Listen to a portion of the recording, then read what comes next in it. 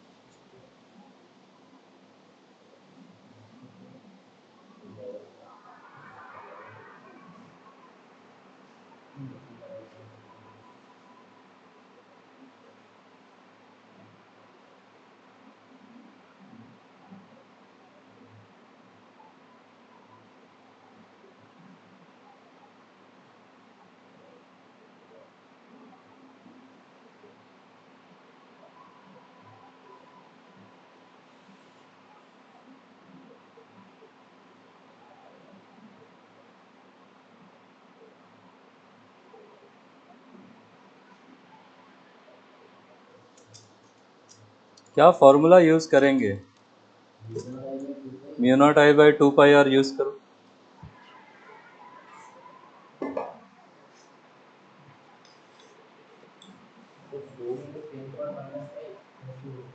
Micro tesla में पूछा है, रीअरेंज करो उसको।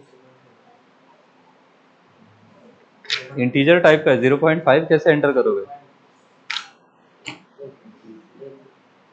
वाह,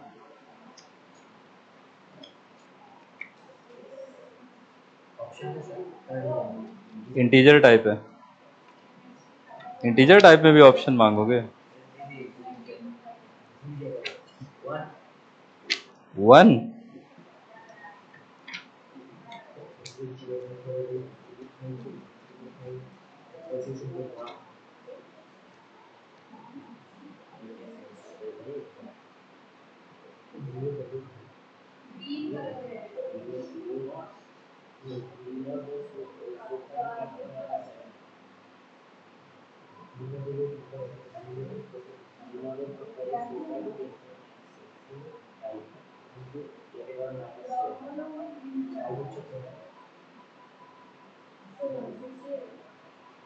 कितना 160?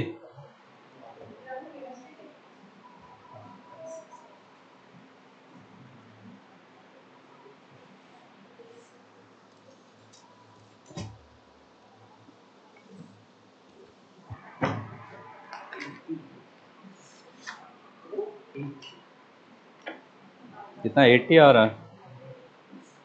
80 160 इंटीजर टाइप में भी ऑप्शंस बना दो, है ना?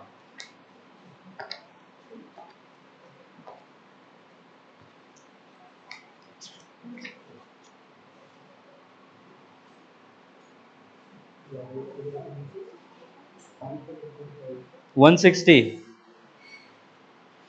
तुक्का मार दिया क्या? नहीं, ये लेफ्ट वाली वायर की वजह से फील्ड किधर जाएगी? अंदर में। इसकी वजह से फील्ड किधर जाएगी? कहां बाहर? नीचे करंट है, तो दोनों की वजह से फील्ड ऐड हो जाएगी। तो 2 इंटू आर का वैल्यू कितना लोगे किसी एक वायर के लिए? 2.5।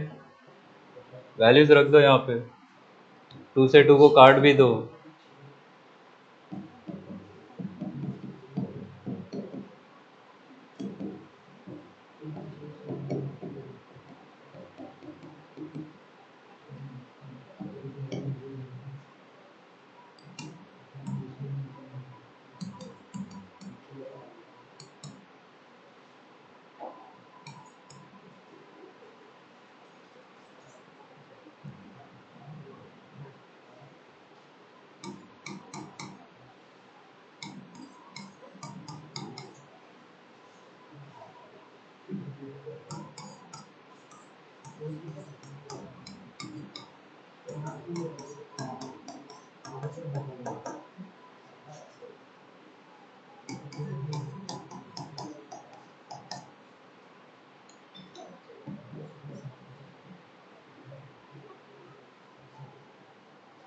ये दोनों कॉइल्स परपेंडिकुलर प्लेन्स में है, सेंटर पे फील्ड पूछा है, इसका ऑप्शन है।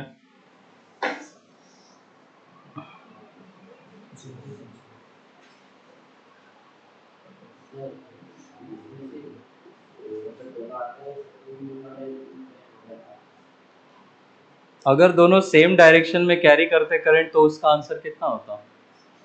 फिर जीरो हो जाता।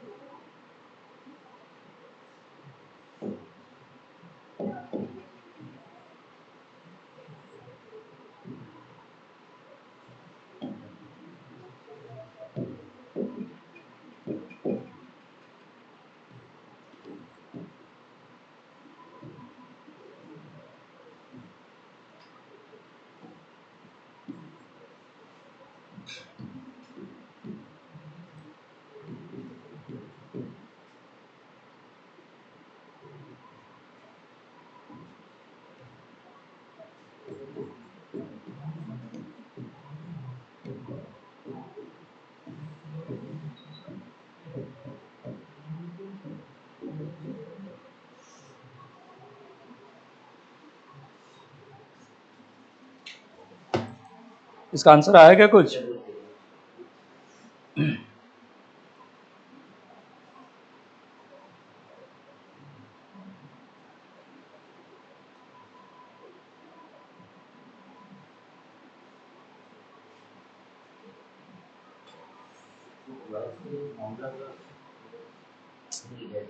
Mu naught I by 2r।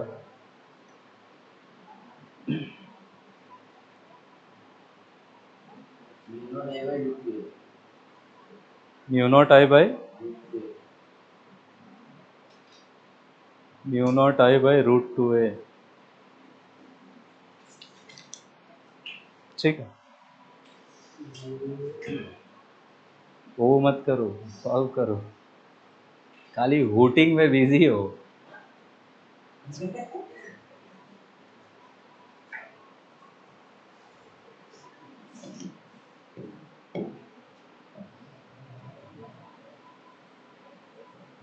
Magnet पढ़ो प्लीज, इसका वेटेज बहुत है।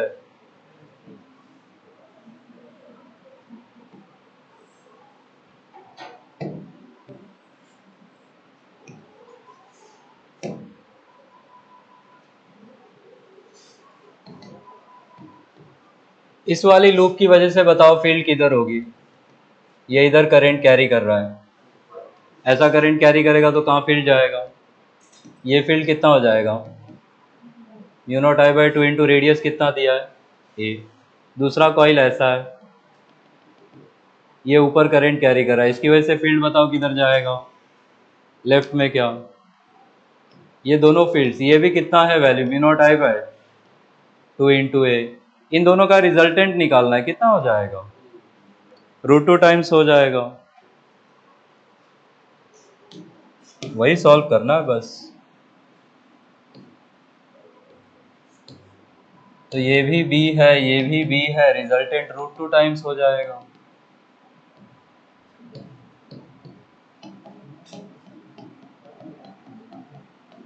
और बी का ही वैल्यू हमने कितना निकाला हुआ है? Mu naught I by 2a। ये 2 से √2 काट दो, you will have your final answer.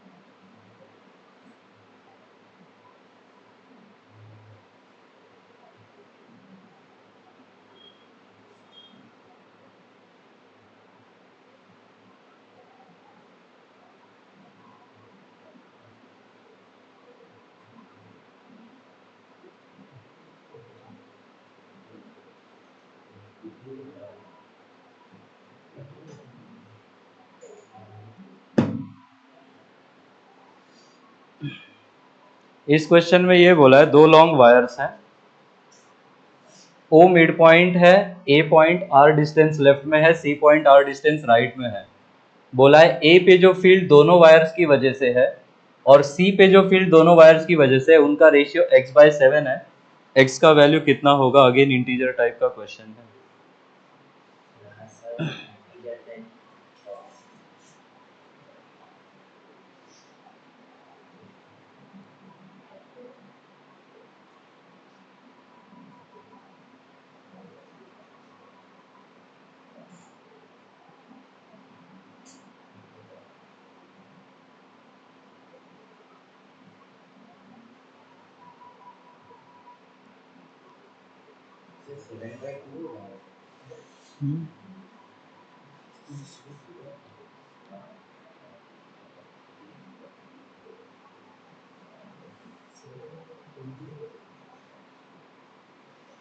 हम्म।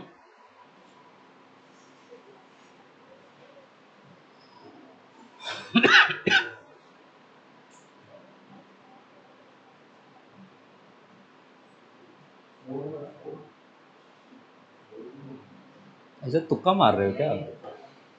सी पे भी दोनों का फील्ड निकाल के ऐड करो, ए पे भी दोनों का फील्ड निकाल के ऐड करो, रेशियो ले लो।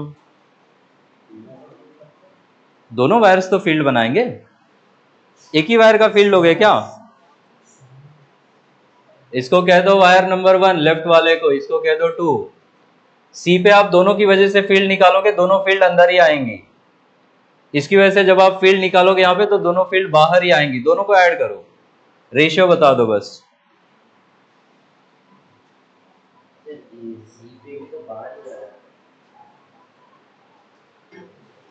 ये मुझे बताओ, इसके राइट में है इनसाइड जाएगा, उसके भी राइट में है इनसाइड जाएगा। इसके लेफ्ट में है आउटसाइड आएगा, उसके लेफ्ट में भी आउटसाइड आएगा। ऐसे कैसे भी करेंगे क्या? ये मुझे बताओ, सी पे फील्ड निकालना है, इस वायर के लिए राइट हैंड रूल लगाएंगे तो उंगलियां कहाँ जाएंगी? अंदर। इसके लिए भी तो वो पॉइंट राइट में ही है, उंगलियां कहाँ जाएंगी आपकी? अंदर। तो इन दोनों की वजह से फील्ड इनटू द प्लेन होगा, दोनों सेम डायरेक्शन है तो ऐड होगा। बस इसके लिए जब लिखोगे तो करंट 2i लोगे और डिस्टेंस r लोगे। जब इसके लिए लिखोगे तो करंट i लोगे, बट टोटल डिस्टेंस कितना लोगे? कितना आया? 5 आना चाहिए। सब एग्जाम के चक्कर में सब डुबा दिए हो, एग्जाम भी डुबा रहे हो, क्लास भी डुबा रहे हो।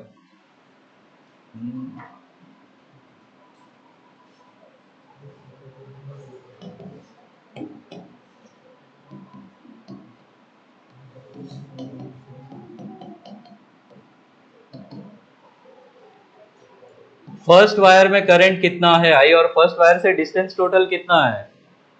3r। सेकेंड वायर में करंट है 2i और इससे डिस्टेंस कितना है? अच्छा, एक पाई भी तो आएगा।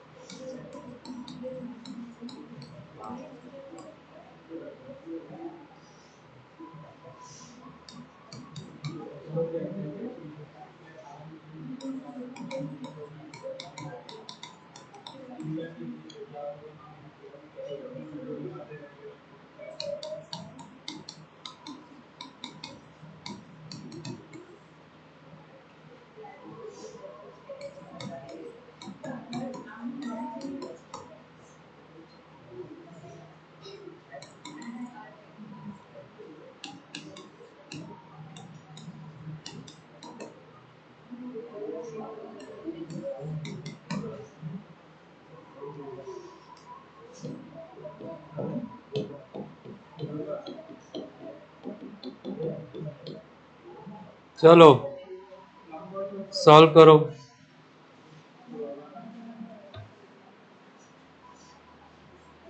दो लॉन्ग पैरेलल वायर से 8 एम्पियर 15 एम्पियर करंट कैरी करते ऑपोजिट डायरेक्शन में। ऑब्वियसली सिर्फ डेटा लिख लो, मर्जी आपकी है। थोड़ा डायग्राम वायग्राम बनाओ। √2 1.4 लेके सॉल्व करना है। सॉल्व कर लो भाई।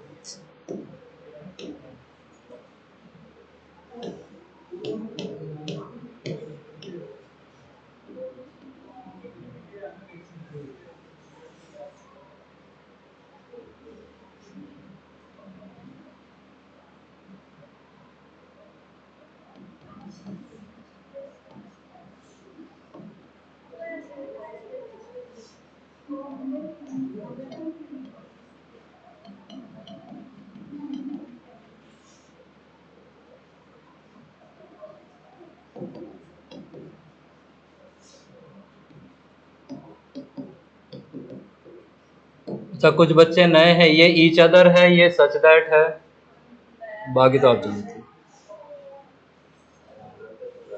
अरे एकदम पुराने हो, इसलिए तो ज्यादा परेशान हूँ आपसे मैं।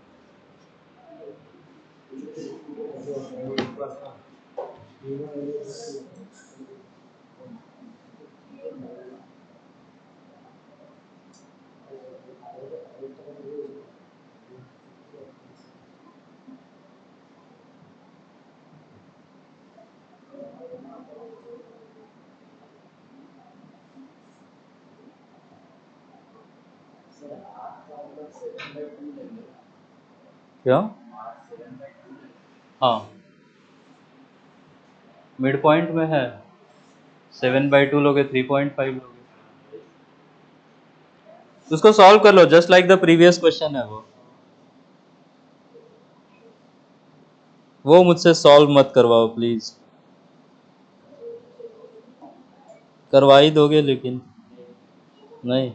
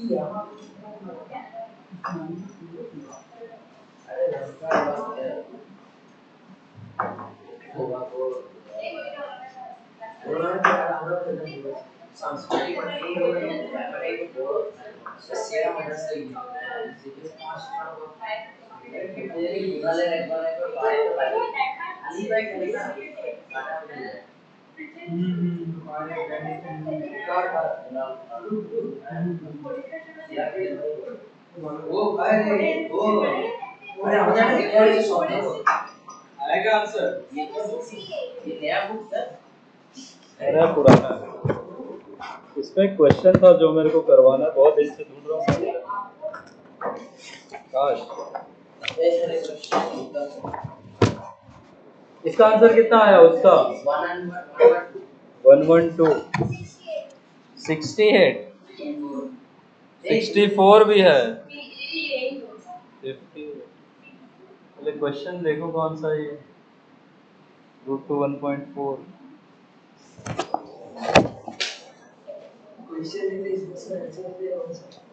इसमें कौन नीचे स्क्रॉल करेगा यार। 68 किसका किसका आ रहा है? ठीक है, और इसका?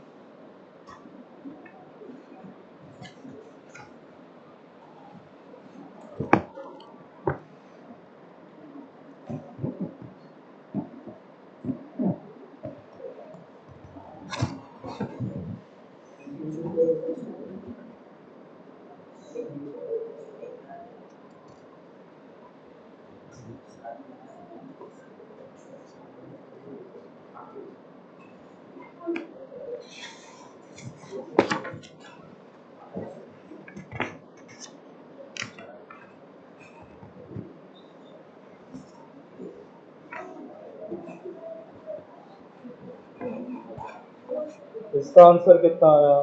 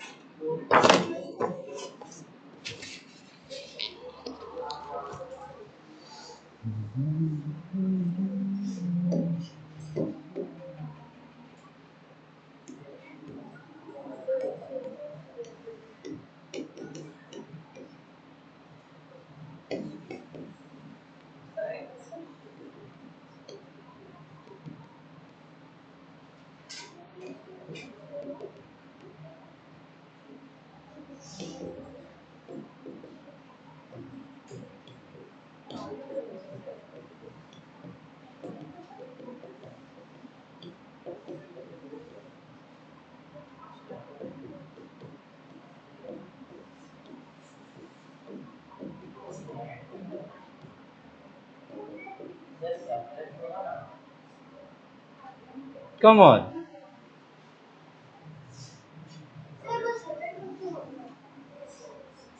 किसमें 7√2?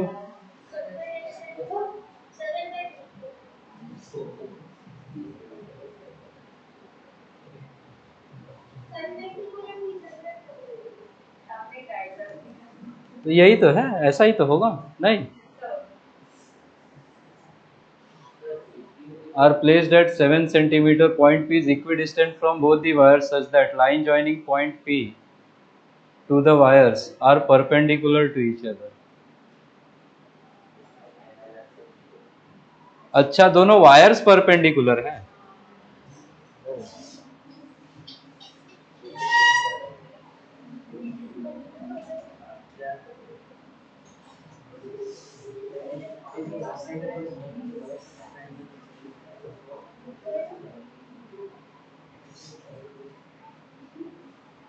कैसा डायग्राम बनाया, जरा दिखाओ तो।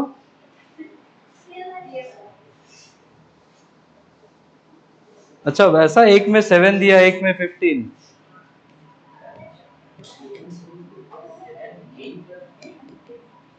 एट और 15, अरे ठीक है, भड़को मत।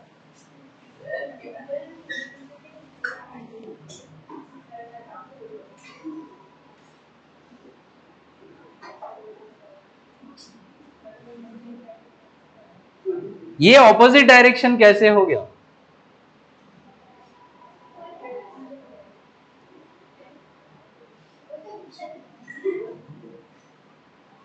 कैसा भी डायग्राम बना के जुगाड़ से ला रहे हो क्या आंसर?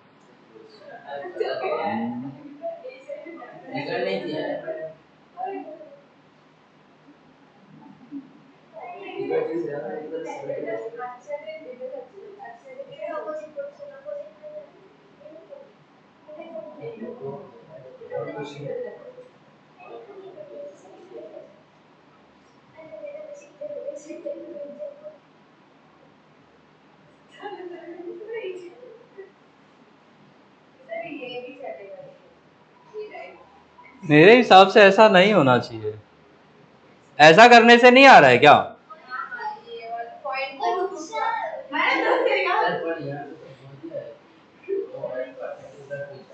दोनों वायर्स परपेंडिकुलर नहीं है, वायर्स तो पैरेलल है। P पॉइंट इक्विडिस्टेंट है और P पॉइंट को जब वायर से ज्वाइन करेंगे तो वो perpendicular to each other. Question एक बार फिर पढ़ने दो, लिखा तो ठीक ही होगा।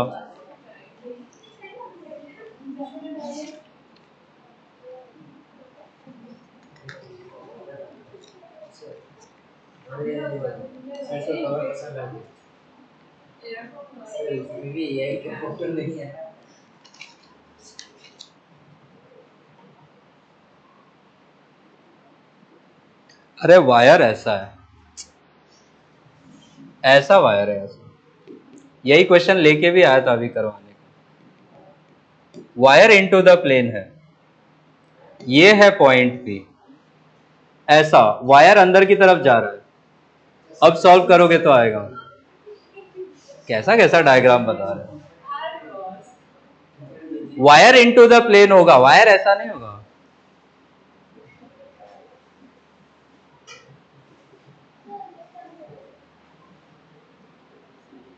इसीलिए √2 भी दिया है, परपेंडिकुलर होगा तो। नहीं, बट √2 का जरूरत क्या है, दोनों तो अलग अलग आएगा। वैसा है,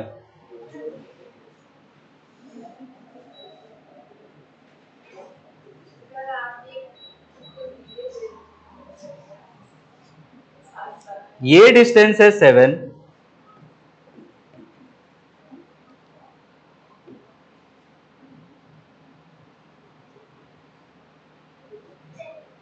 इसको x मान लो, इसको x मान लो।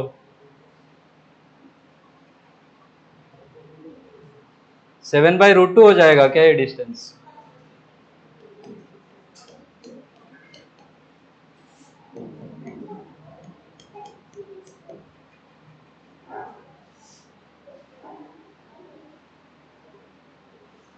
करेंट्स भी ऑपोजिट डायरेक्शन में, तो एक को डॉट बना लो। एक में 8 एम्पियर करंट दे दो, एक में 15 दे दो।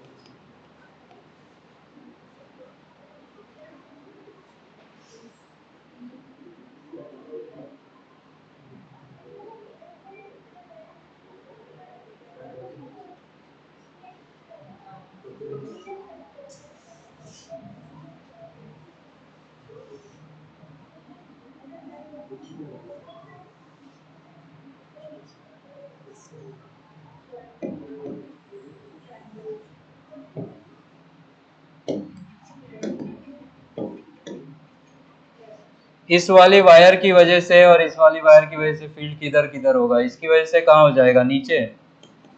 This is B1। और इसकी वजह से यहाँ पे फील्ड किधर होगा? इधर, B2। ये B1 का वैल्यू आप कितना लिखोगे? म्यू नॉट इंटू 15/2 इंटू 35 × 10 का पावर -3। और ये B2 का वैल्यू लिख लो। This will be mu naught into 8 upon,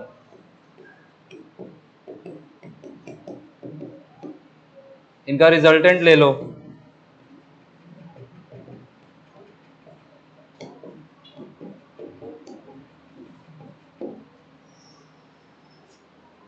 इसको सॉल्व करोगे तो कितना आ रहा था? 168। 68।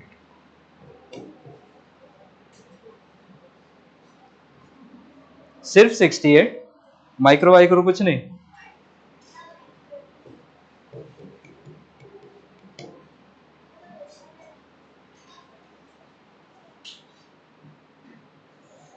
कॉमन होगा कुछ, उसको बाहर ले लो।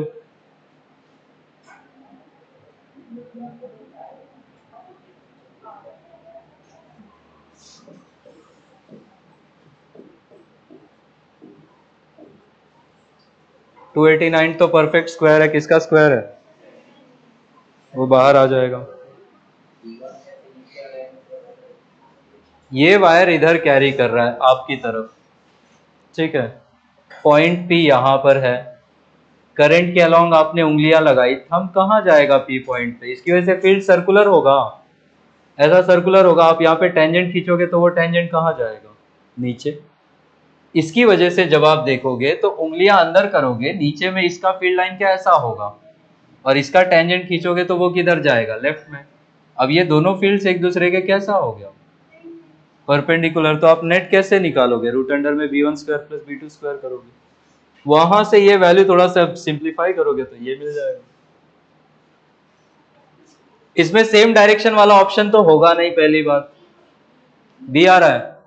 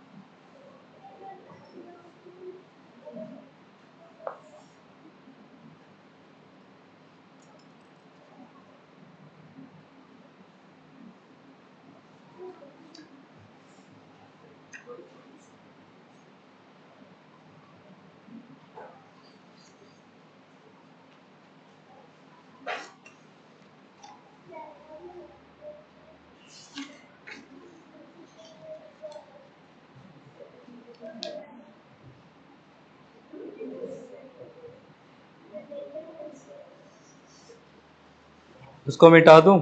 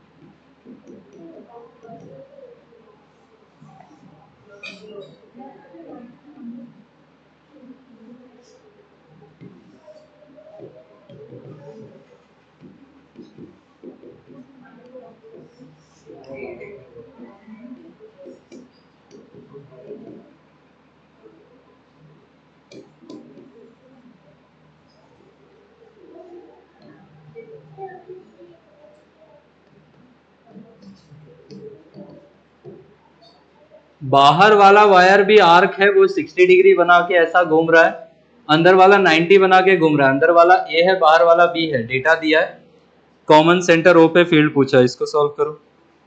2020 का क्वेश्चन है ये।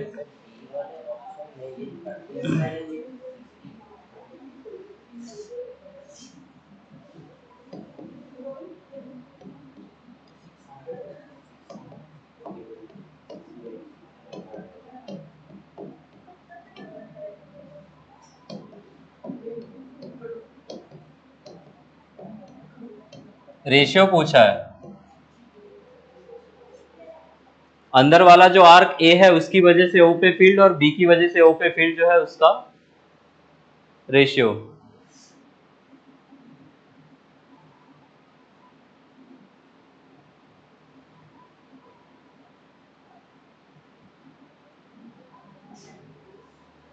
कैसे करोगे? मस्त क्वेश्चन है।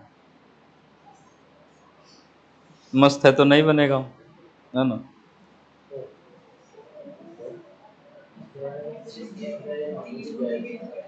60 आ रहा है।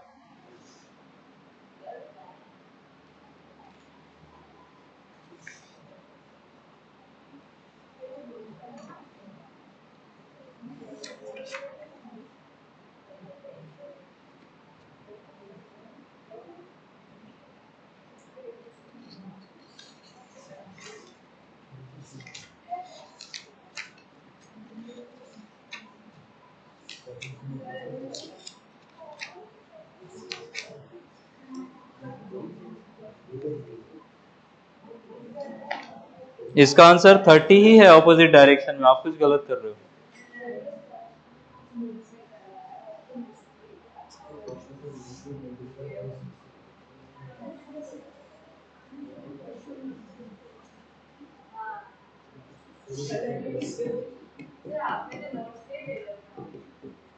कौन सा नोट्स? किसका नोट्स? फर्स्ट और सेकंड? क्या मोशन इन 1D वाला? अच्छा, इलेक्ट्रोस्टैटिक्स। तो मैसेज कर देते यार, एक टेलीग्राम पे, भूल गया मैं।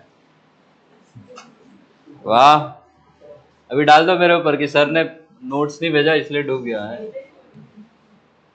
आपने ही तो बोला कि नोट्स देख के जाता तो हो जाता, जब आपने नोट्स ही नहीं भेजे तो कैसे होगा?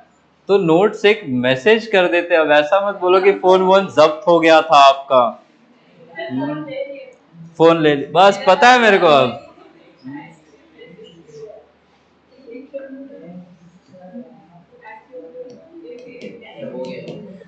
आ गया।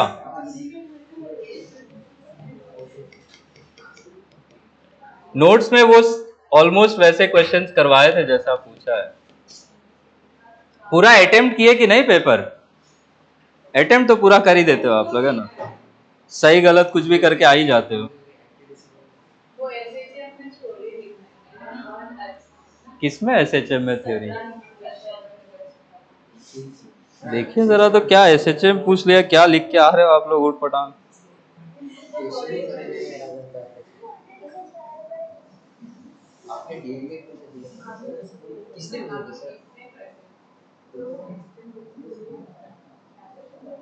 अच्छा, वो जो केस बेस्ड है,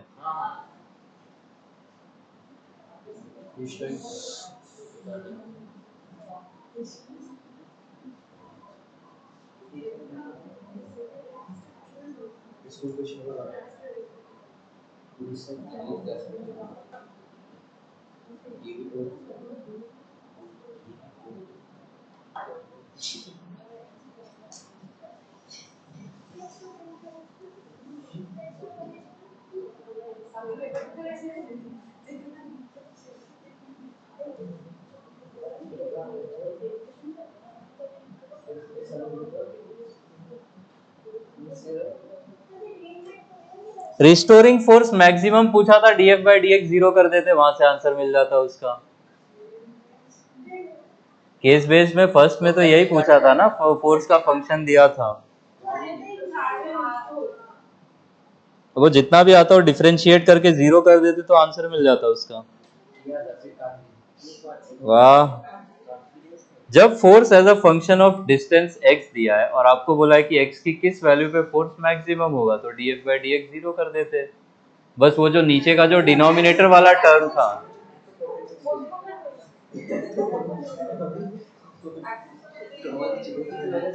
रिंग में ये जेई मेंस वाले में करवाया भी होगा, कितने डिस्टेंस पे फील्ड मैक्सिमम होता है, r/√2। वही आना भी चाहिए इसमें, वही लिख दिया है बस। अरे वर्किंग दिखाना था। 1 मार्क्स का है तो इज्जत नहीं करोगे क्या उसका?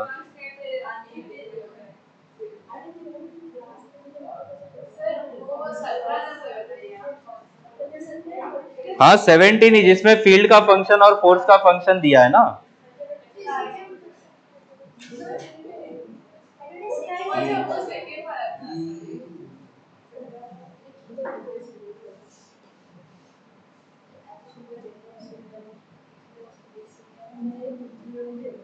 सेकेंड पार्ट में ये पूछा है कि रिंग के एक्सिस के जस्ट पास से आप रिलीज करोगे तो वो एसएचएम करता है, और बोला कि बहुत दूर से रिलीज करोगे तो एसएचएम नहीं करता है। क्यों नहीं होगा ऐसा? बिल्कुल ठीक है ये बात, यहां पे एसएचएम होगा, यहां पे एसएचएम नहीं होगा। एसएचएम में हम लोग जो स्मॉल डिस्प्लेसमेंट करवाते हैं या जो डिस्प्लेसमेंट हम मीन पोजीशन से करवाते हैं वो स्मॉल होता है। तो स्मॉल डिस्प्लेसमेंट में ये जो फोर्स है that will be proportional to -x। Large displacement है, ये फोर्स प्रोपोर्शनल टू -x नहीं आएगा। यही मैथमेटिकली लिखना था आपको कहानी में सुंदर शब्दों में सजा के। कुछ अजीब सा ही लिख के आए होगे, मुझे आप लोगों पे पूरा विश्वास है ना।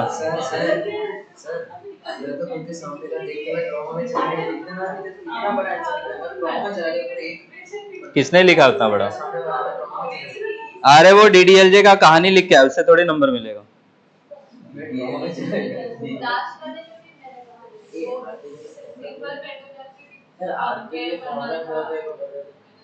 कौन से आर्क के लिए?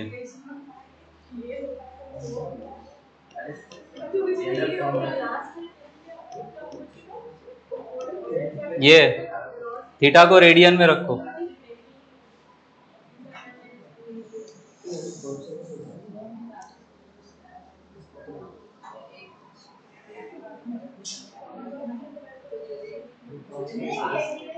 ऐसा क्वेश्चन अब याद वाद तो नहीं होगा, है ना। सुन लो जरा इधर, जब मैंने, अरे यहाँ सुनो, ग्रेविटेशन जब पढ़ाया था तो ग्रेविटेशन में एक ये रिजल्ट दिया हुआ है कि जब धरती में हम एक टनल कर दें तो इसमें पार्टिकल छोड़ देंगे तो एसएचएम करता है। इसी पार्टिकल को ऊपर से छोड़ोगे तो एसएचएम नहीं करेगा, ऑसिलेशन करेगा। क्यों? क्योंकि जब तक नहीं, डिस्टेंस नहीं, अंदर में force is proportional to -x, बाहर में इनवर्स स्क्वायर लॉ हो जाता है इस फोर्स का। यही आपको उस रिंग में भी लिख के आना था कि जब वो चार्ज बहुत दूर होगा तो इनवर्स स्क्वायर लॉ हो जाएगा, और इनवर्स स्क्वायर लॉ होने से फोर्स और -x में मतलब ये वाला कंडीशन नहीं आएगा, इसीलिए एसएचएम नहीं करता वो। पता नहीं क्या लिख के आ रहा है। हाँ हाँ, इसका ऑप्शन है। क्यों याद आएगा, पढ़ के जाओगे तब तो याद आएगा। अरे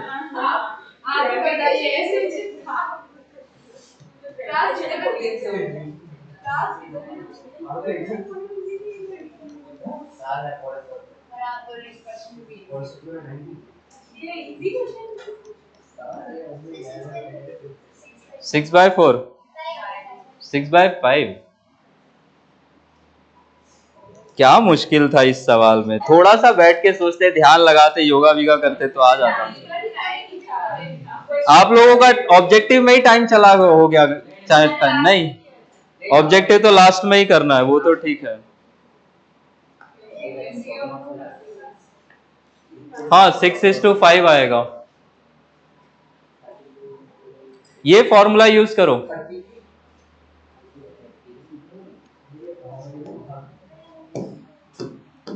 इसको 3 पार्ट्स में तोड़ दो।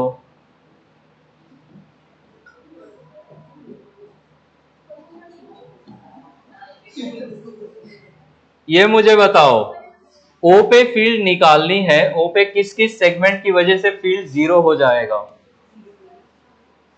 स्ट्रेट वाले वायर्स कौन कौन से हैं जो यहां से पास कर रहे हैं, 1, 3, 4 और 6, तो इनकी वजह से फील्ड तो 0 हो जाएगी।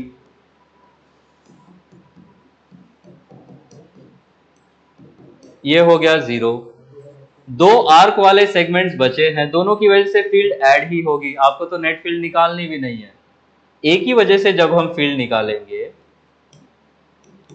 तो फॉर्मूला क्या है, पूरा रिंग होता तो कितना बनता है, ये mu naught I bye 2r। ये एंगल अगर 90 है तो ये 1/4 है, अंदर क्या 3/4 रिंग है, ये 3/4 हो जाता है। या तो आप वो फॉर्मूला ही यूज कर लो, और इसमें अगर ये 60 है तो बचा हुआ 300 होगा।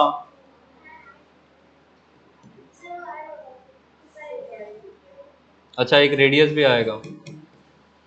इसका रेडियस कितना है, 2। करंट कितना है इसमें, 2 है।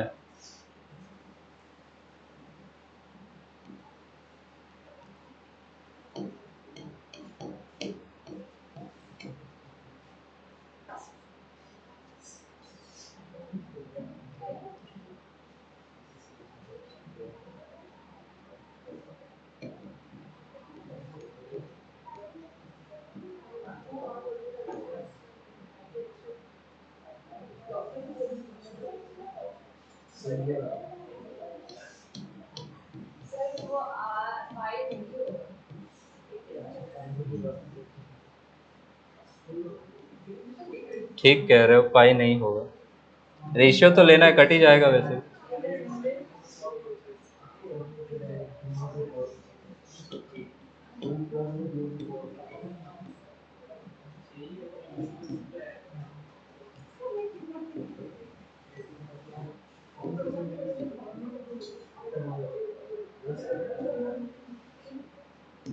ये रेशियो ले लो, यहां से आंसर आना चाहिए। आप चाहो एंगल यूज कर लो, मैंने वो रेशियो प्रोपोर्शन से थोड़ा लॉजिक लगाया।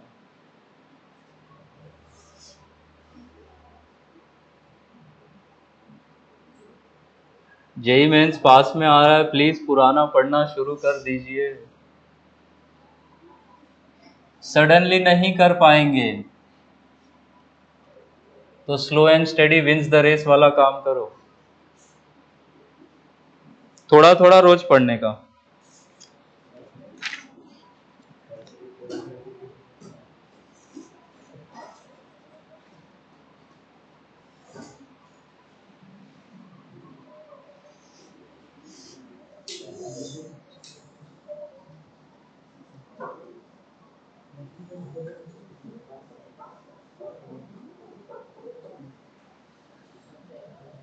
ये रेशियो आ रहा है क्या, 6/5?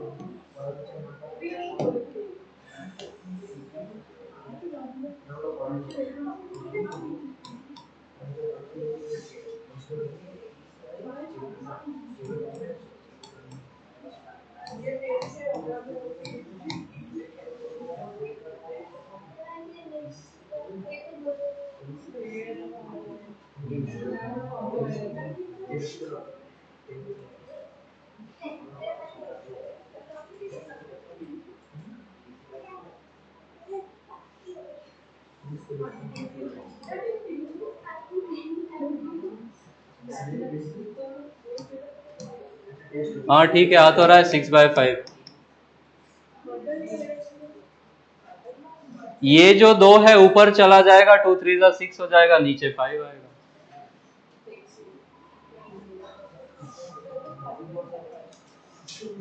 अनिमिता आया आंसर? ठीक है।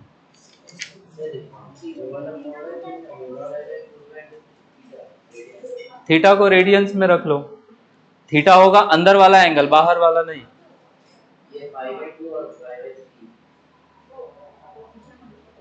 आपको जब हमने आर्क सिखाया था, ये मुझे बताओ, क्वार्टर रिंग में आप थीटा कितना लेते थे?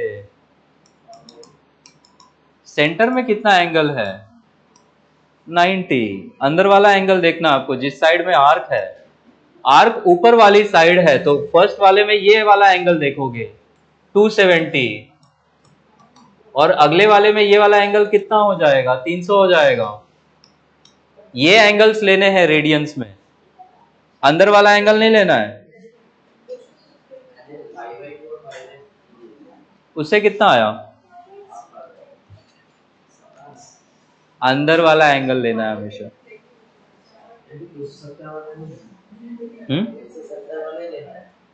ए वाले के लिए 270 लेना है एंगल, क्योंकि 90 बाहर है, और इसके लिए 300 लेना है।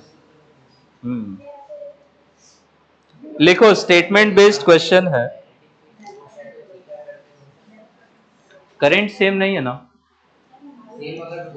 सेम अगर बोला तो फिर थीटा ले सकते हो। आपके पास फॉर्मूला क्या था? B is equal to mu naught I by 4πr into theta था क्या? अब म्यू नॉट सेम होगा, 4π सेम होगा, क्या आई थीटा बाई आर हो जाएगा? तो आप आई थीटा बाई आर का रेशियो ले लेते तो आंसर हो जाता। अरे इधर ध्यान दो, तो बी प्रोपोर्शनल टू क्या ले लेते? आई इंटू थीटा बाय आर ले लेते, इनका रेशियो भी ले लेते, तब भी आंसर आ जाता। उतना पूरा कहानी करने का जरूरत नहीं था।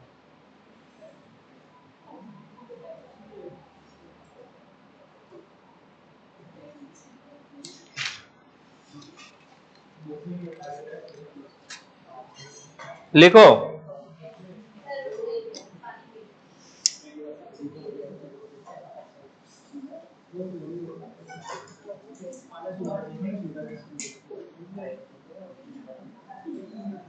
लिखिए एन इलेक्ट्रॉन। लिखो, मैं थोड़ी लिखूंगा, एकदम पढ़ना ही नहीं चाहते हो क्या? An electron is allowed to move,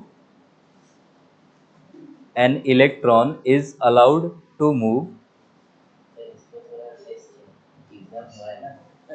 with constant velocity. An electron is allowed to move with constant velocity along the axis of a current carrying straight solenoid. Along the axis of a current carrying straight solenoid.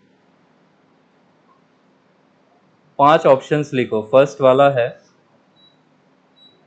the electron will experience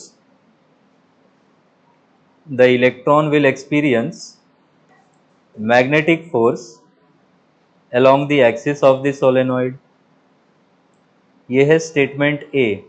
options का combination दिया, आपको choose करना है। First is the electron will experience magnetic force along the axis of the solenoid. Second option है, second statement है, the electron will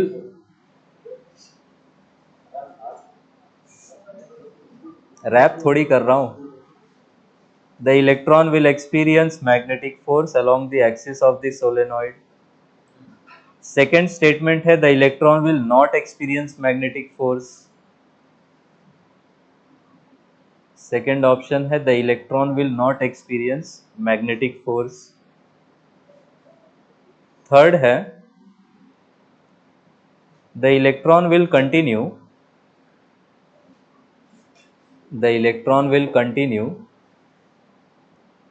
to move along the axis of the solenoid. The electron will continue to move along the axis of the solenoid. Fourth statement, लिखो the electron will be accelerated. Fourth statement है the electron will be accelerated along the axis of the solenoid.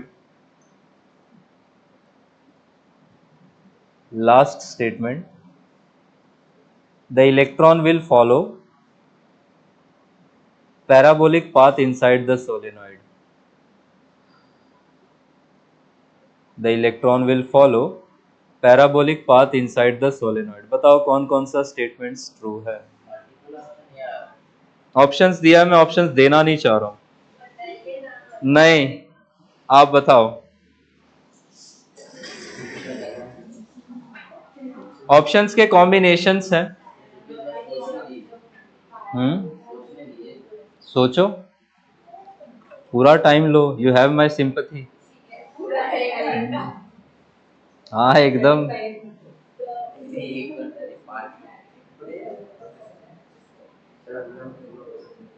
क्या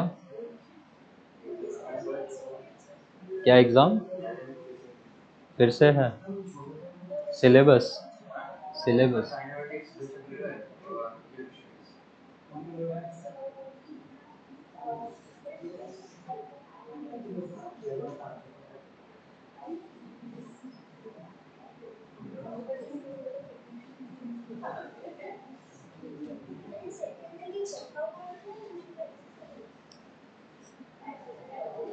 क्या क्या true होगा? ए, सी और D. ऐसा तो option भी नहीं है।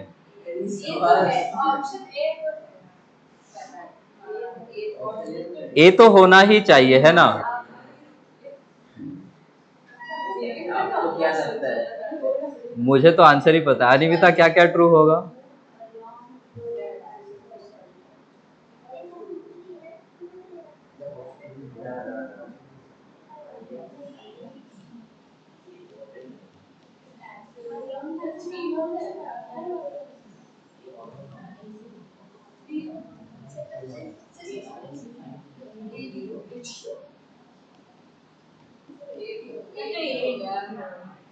अब बताओ।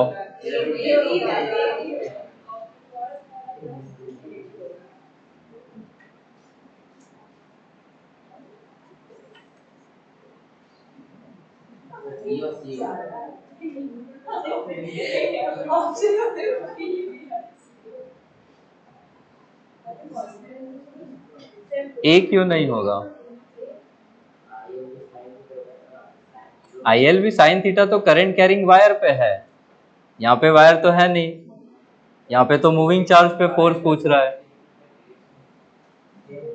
किधर का भी फॉर्मूला किधर भी लगाएंगे क्या अमर्त्य? ए नहीं होगा, ए तो बिल्कुल भी नहीं होगा। जो उल्टा सीधा ज्ञान लेके घूम रहे हो ना, फेटल है ये, फेटल। ये सोलेनॉइड है, ऊपर करंट जा रहा है, तो आप मुझे बताओ सेंटर पे फील्ड किधर होगी? लेफ्ट की तरफ। आपका इलेक्ट्रॉन इधर ही भेजा है आपने। ये V और B कैसा है? पैरेलल। फोर्स का फॉर्मूला होता है QVB साइन थीटा। थीटा कितना है? 0। थीटा 0 है तो फोर्स। तो IL भी साइन थीटा बोलोगे क्या?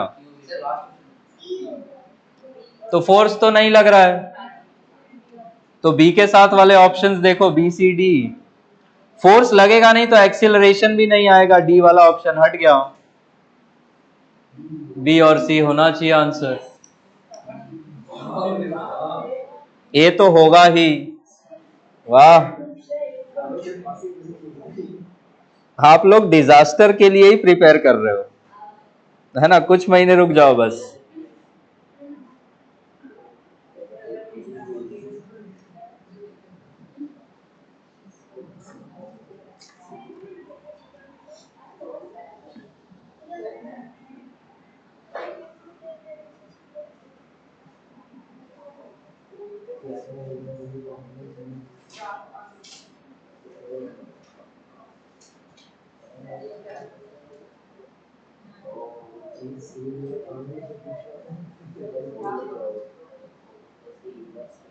अगला क्वेश्चन लिखो।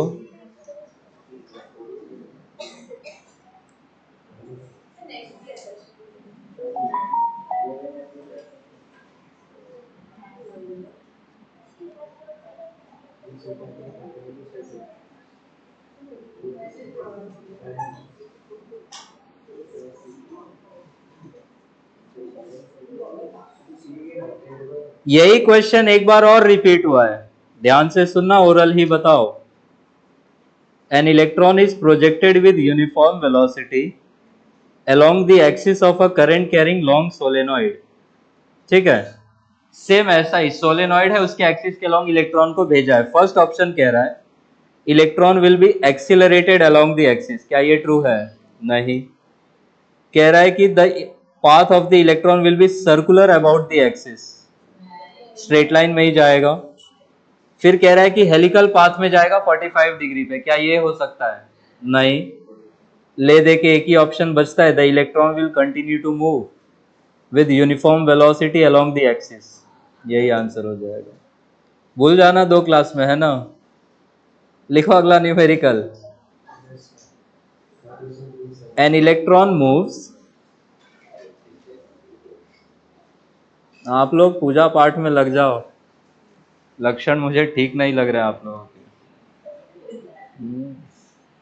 N electron moves through a uniform magnetic field, हर दिन करते हो, दोपहर में भी करो। An electron moves through a uniform magnetic field, क्योंकि भगवान ही बचा सकता है अगर तो वो भी बोल देगा भाई तू तेरा देख ले,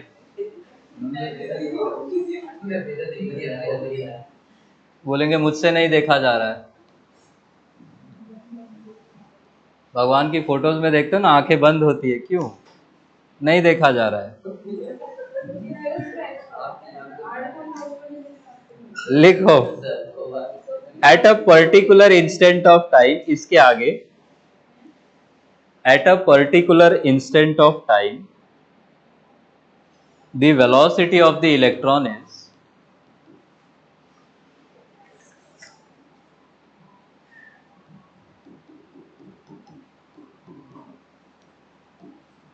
ये वेलोसिटी है 3 i cap plus 5 j cap metre per second.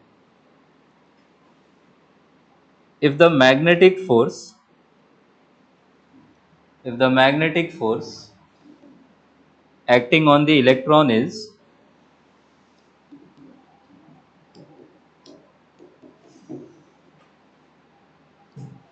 if the magnetic force acting on the electron is 5 e k cap Newton,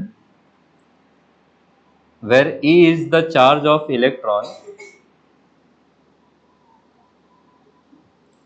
if the magnetic force acting on the electron is 5 e k cap Newton, where E is the charge of the electron, then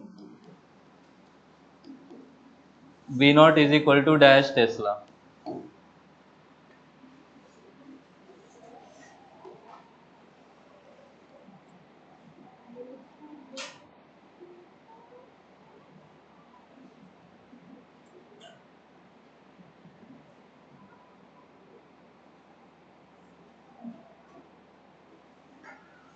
force का formula ये use करो,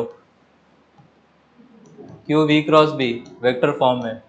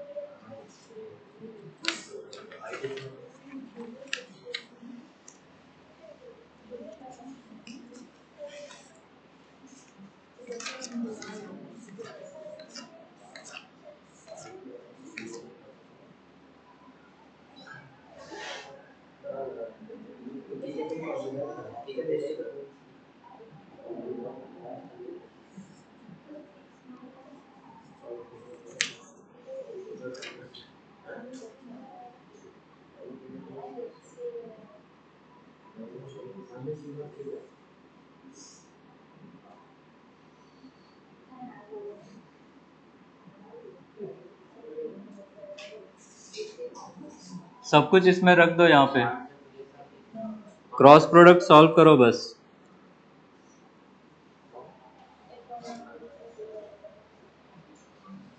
आया answer 5।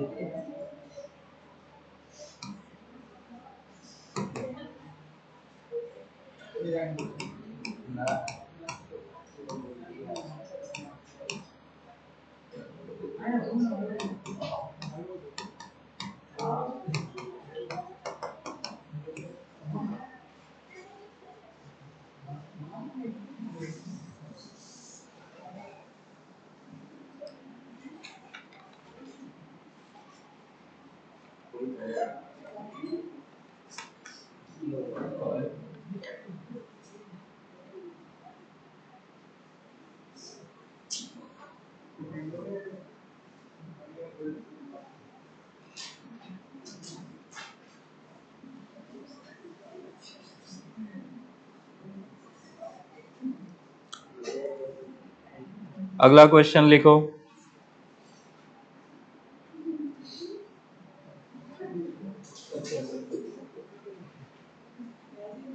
बोलूं?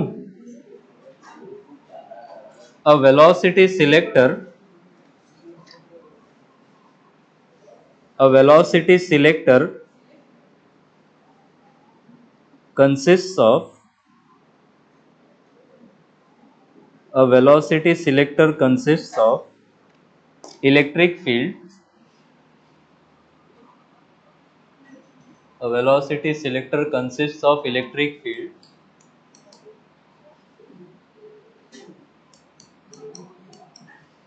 E is equal to E naught k cap and magnetic field Sagnik लिख लो। And magnetic field B is equal to B naught J cap. Velocity selector consist of electric field ये and magnetic field ये।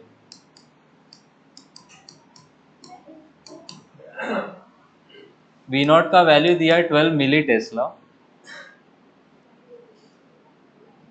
The value of E, the value of E naught, the value of E naught required for an electron,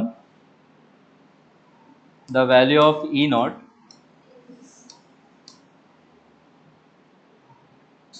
required for an electron of energy 728 electron volt, for an electron of energy 728 eV moving along the positive x-axis, moving along the positive x-axis to pass undeflected, moving along the positive x-axis to pass undeflected is question mark. Mass of electron ये ले लेना है आपने।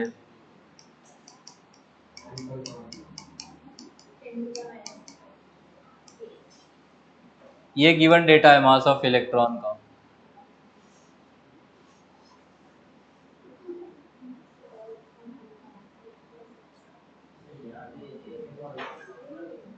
हाँ, undeviated निकलने का एक special velocity था। v इज इक्वल टू किसका किसका रेशियो था वो, E बाई बी। B दिया है, E निकालना है। V निकालने के लिए हाफ mv स्क्वायर को ये 728 eV के बराबर यूज करो।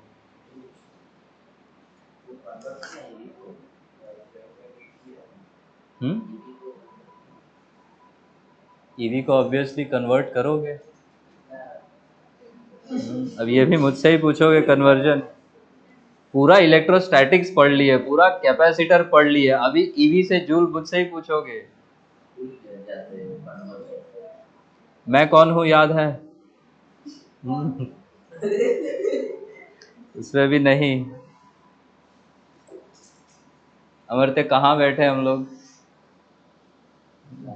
सब गजनी हो गया है।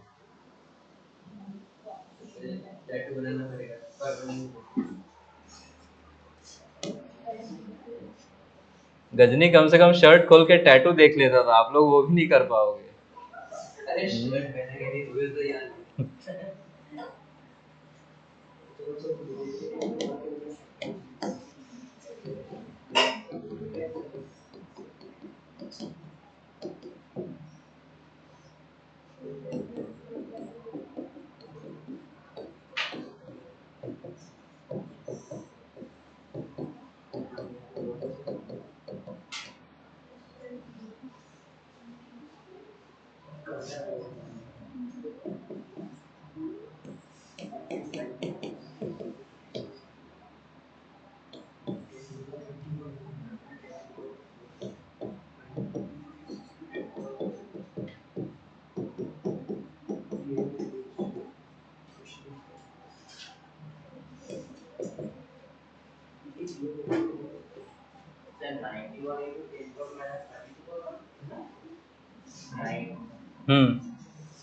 ठीक कह रहे हो।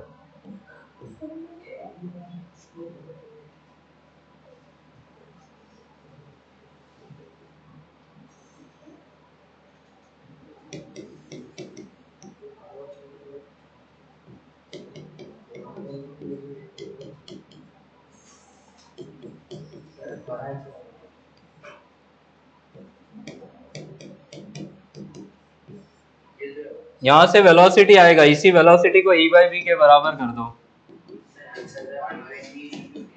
तो दिस वैल्यू इनटू बी करना है। ये 91 से तो 8 टाइम्स कट जाएगा ना।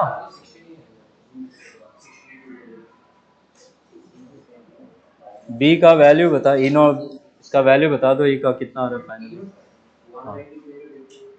192 इंटू 10⁻³ का भी ऑप्शन है, 10⁻³ का भी ऑप्शन है, तो कैलकुलेशन एक बार चेक कर लो।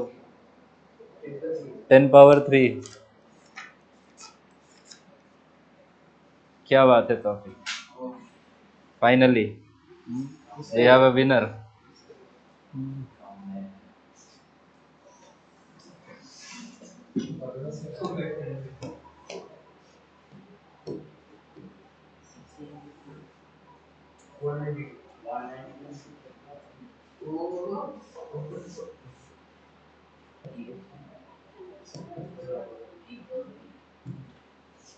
तो यहाँ से रूट में सब कुछ परफेक्ट स्क्वायर्स ही हैं, तो ये 16 इंटू 10⁻6 निकलेगा बाहर, इंटू बी कर दो, आपके पास v का आंसर मिल जाएगा। b कितना दिया था, मिली था,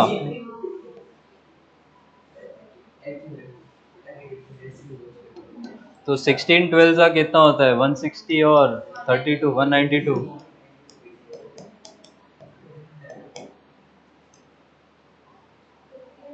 ई पूछा था ना, तो ई के क्या क्या यूनिट्स हैं, या तो न्यूटन पर कूलम यूज कर लो या फिर वोल्ट पर मीटर।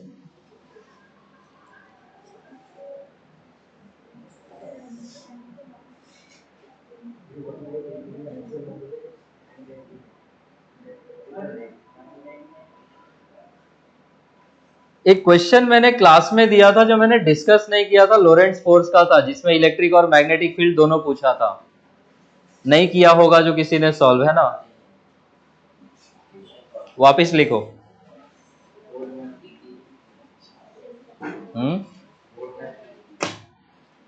बोर्ड में ले मारूंगा अभी, आप क्या करोगे फिर।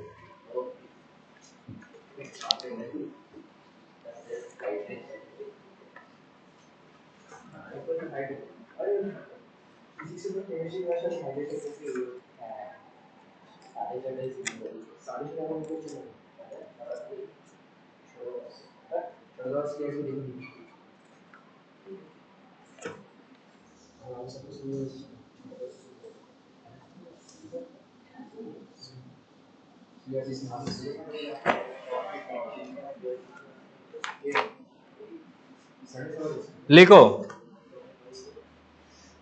when a proton is released from rest, when a proton is released from rest in a room, when a proton is released from rest in a room, it starts with an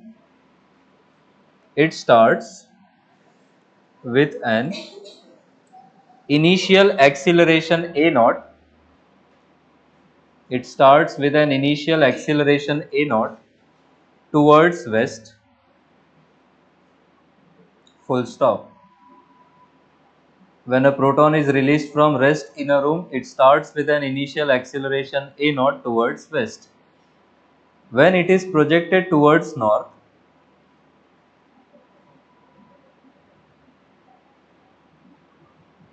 when it is projected towards north with a speed v naught, when it is projected towards north with a speed v naught, it moves with an initial acceleration, it moves with an initial acceleration 3 a naught towards west. A naught. When it is projected towards north with a speed v naught, it moves with an initial acceleration 3 a naught towards west. The electric and magnetic fields in the room are question mark. The electric and magnetic fields in the room are question mark. बढ़िया सवाल है, करो जरा solve.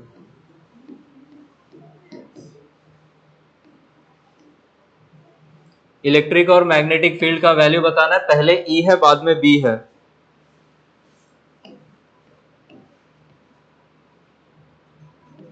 Option लिख के time pass मत करना, solve करो क्वेश्चन।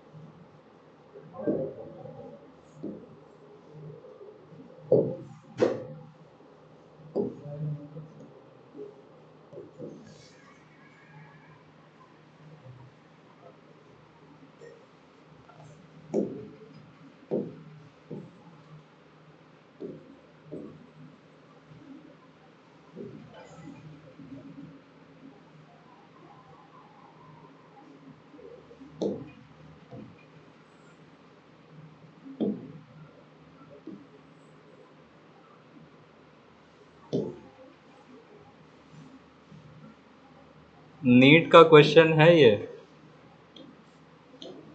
हो ही जाना चाहिए।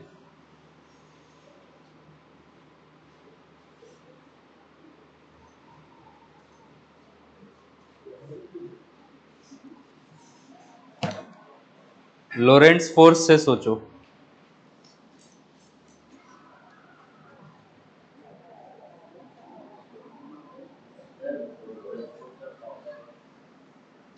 हमें तो क्लास नोट्स लेके आना अगले सैटरडे से, है ना, आने में घर तक दौड़ाऊंगा आपको। लिख के याद करो फॉर्मूले, कैसे नहीं याद होते हैं। आप लोग एक बार ऐसा बोलोगे और ऐसा एकदम सोचते हो कि छप जाए दिमाग में, ऐसे थोड़ी होता है। ये फॉर्मूला है लोरेंट्स फोर्स का।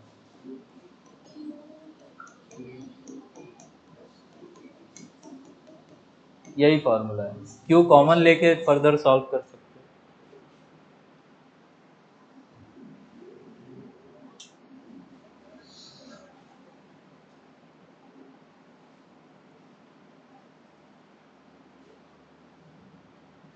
ये जो नेट फोर्स है इसी को मास टाइम्स एक्सीलरेशन ले लेना।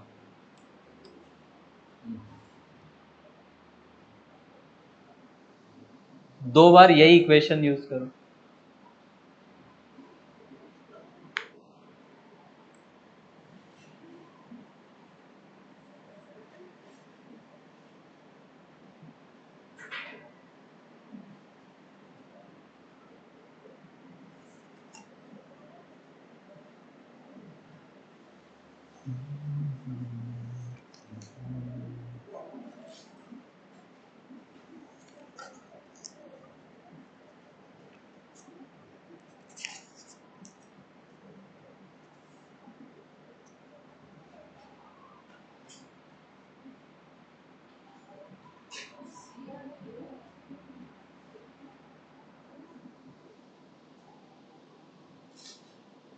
कैसे?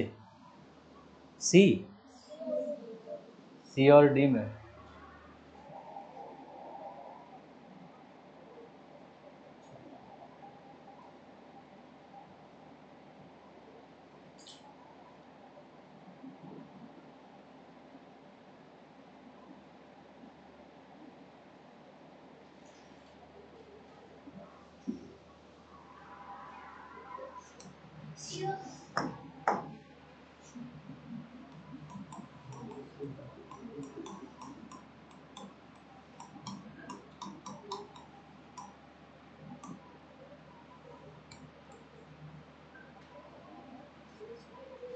फर्स्ट केस में आपसे बोला है पार्टिकल रेस्ट से रिलीज किया है। रेस्ट से रिलीज करेंगे तो रेस्ट पे रखे पार्टिकल पे क्या मैग्नेटिक फोर्स लगता है? नहीं। तो ये वाला पार्ट कितना हो जाएगा? जीरो। एक्सीलरेशन फर्स्ट केस में कितना बोला था? ए नॉट। तो m इंटू ए नॉट ये हो जाएगा फोर्स, और यही कितना हो जाएगा? q into. ये एक्सीलरेशन किस डायरेक्शन में है? वेस्ट। तो ये फील्ड भी कहाँ की तरफ होगा? वेस्ट। तो यहां से E का वैल्यू कितना मिल जाएगा? चार्ज की ही वैल्यू E ले लो, तो इसका डायरेक्शन कहाँ होगा? Towards waste. ये तो फर्स्ट पार्ट है, यहां से फील्ड मिल जाएगी। सेकेंड केस में आप वेलोसिटी देके फेंक रहे हो, अब मैग्नेटिक फोर्स भी लगेगा। सेकेंड केस में आपसे एक्सीलरेशन कितना बोल दिया उन्होंने, 3a0 क्या, तो अब नेट फोर्स कितना हो जाएगा, m इंटू 3a0, और यही अब किसके बराबर होगा, q into E plus q into V naught into B हो जाएगा। q इंटू ई का वैल्यू ऊपर में कितना है, आपने फील्ड चेंज नहीं करी है, तो q इंटू ई का वैल्यू अभी भी कितना लोगे, ma0, तो यहाँ पे वैल्यू है आपके पास 3ma0 is equal to ma0 is equal, ये प्लस चार्ज का वैल्यू ई है, वी नॉट इंटू बी हो जाएगा। ये इधर आके कितना हो जाएगा, 2ma0 is equal to E V naught into B, यहां से मैग्नेटिक फील्ड मिल जाएगी।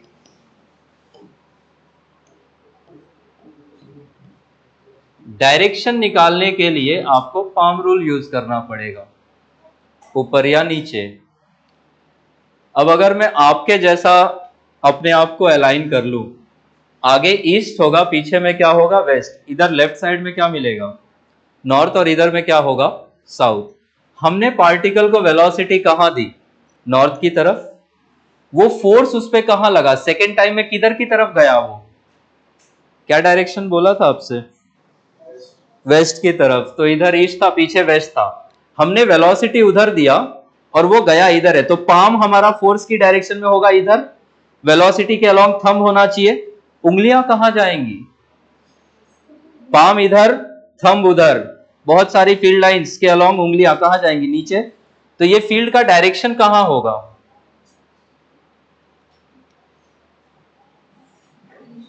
अच्छा इलेक्ट्रॉन है कि प्रोटॉन है, प्रोटॉन है, तो पॉजिटिव चार्ज है, तो हमारा हाथ ऐसा ही रह जाएगा, हाथ ऐसा होगा, कैसे बनाऊं, अच्छा समझ जाना।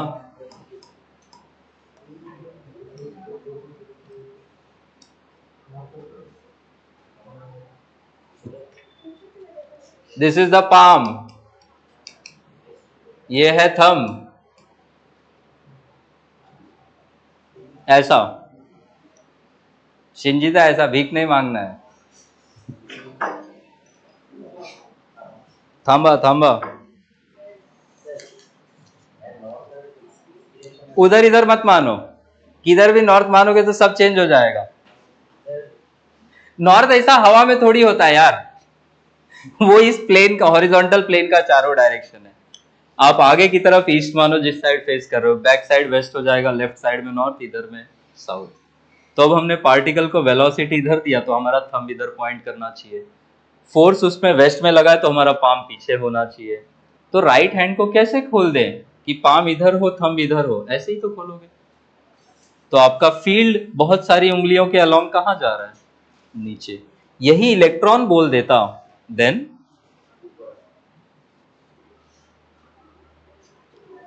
अगर ये इलेक्ट्रॉन बोलता तो क्या चेंज हो जाता, दोनों ऑप्शंस चेंज होते या सिर्फ एक चेंज होता, दोनों चेंज होते हैं। नेगेटिव चार्ज फील्ड के अलोंग जाता है, फील्ड के ऑपोजिट, फील्ड के ऑपोजिट, तो इलेक्ट्रिक फील्ड जो आपने वेस्ट में ली है वो कहां हो जाती, ईस्ट में, और मैग्नेटिक फील्ड जो हमने नीचे अलाइन किया है, फोर्स अभी भी यहां लगता, नेगेटिव चार्ज होता तो यही डायरेक्शन उल्टा करके कहां कर देते हम लोग, ऊपर की तरफ। ठीक है, तो ये होगा इसका आंसर।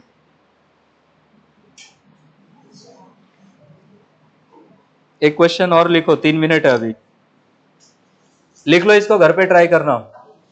और मुझे याद नहीं है क्वेश्चन मैंने करवाया है या नहीं, बट लिख लो क्या कर रहे हैं। A metallic rod, a metallic rod having mass per unit length, a metallic rod having mass per unit length 0.5 kg per meter, of mass per unit length 0.5 kg per meter, is lying horizontally on a smooth inclined plane is lying horizontally on a smooth inclined plane which makes an angle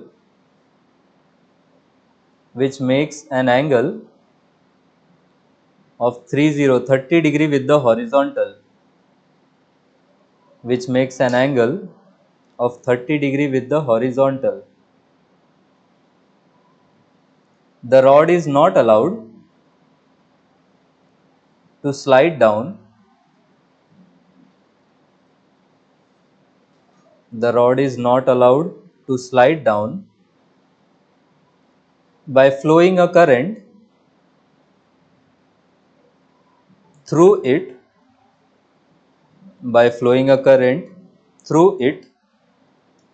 when a field of 0.25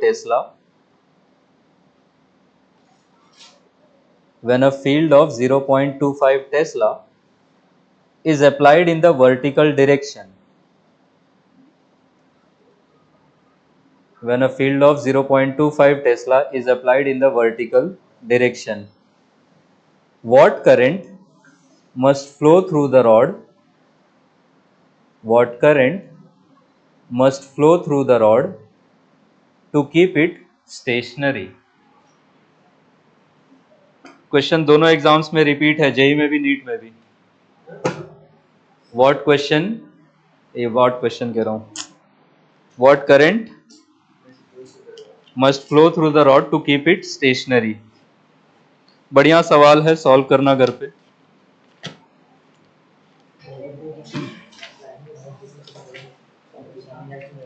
जाइए.